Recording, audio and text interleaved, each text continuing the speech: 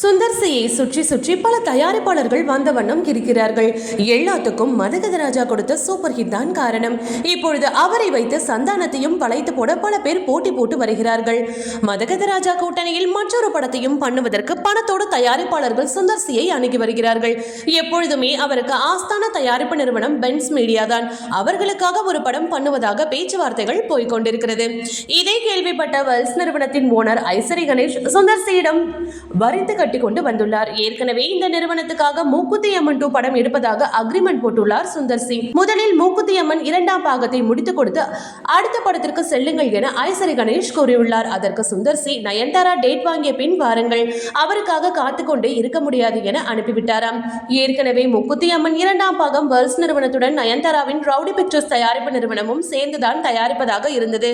அப்போதும் கூட நயன்தாரா கால்ஷீட் கொடுக்க முன்வரவில்லை. சுந்தர் சியும் காத்திருந்து நாட்களை வீரியம் செய்ததுதான் மிச்சம். ஓகே வியூவர்ஸ், இது போல சினிமா செய்திகளை நீங்கள் பார்க்க மறக்காம சினி டைம்ஸ் சேனலை சப்ஸ்கிரைப் பண்ணுங்க.